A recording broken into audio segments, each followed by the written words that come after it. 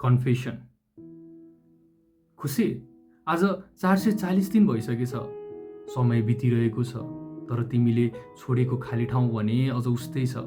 न पुरिन सकेको छ, न त बिर्सन नै सकेको छु। तिमीलाई सम्झँदा त्यो टन्टलापुर घाममा हामीले बिताएका पलहरू याद आउँछ। कति रमाइलो थियो होइन?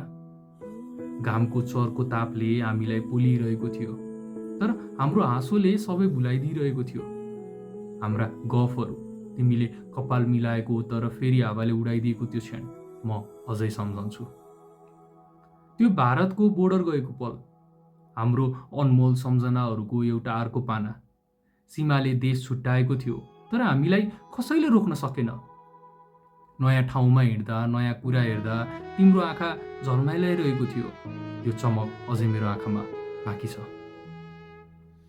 पुस माघको जाडो सम्झना छ? कस्तो चिसो थियो, तर हामी बेफिक्री बाइक कुदाउँदै थियौँ। हावा हाम्रा गाला चिलाउँदै थियो, तर हामीलाई मतलब थिएन। तिम्रो चिसो हात मेरो ज्याकेटको खल्तीभित्र लुकाउँदा म तिमीलाई अझ नजिक महसुस गर्न सक्थेँ। त्यो स्वतन्त्रता, त्यो बेफिक्रीपन, त्यो तिम्रो साथ म अझै हरेक रात सम्झन्छु।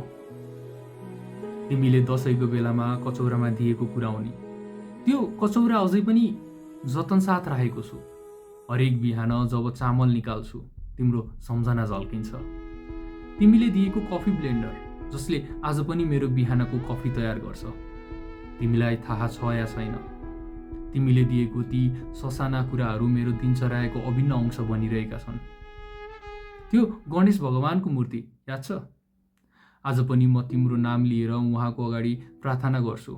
तिमी जहाँ भए पनि, जे गरिरहे पनि तिमीलाई खुसी राख्न।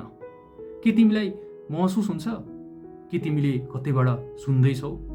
माया, आज पनि मेरो कोठामा तिम्रो तस्बिर छ। त्यो तस्बिर सधैँ मेरो आँखा अगाडि हुन्छ, जसरी तिमी मेरो मनभित्र छौ।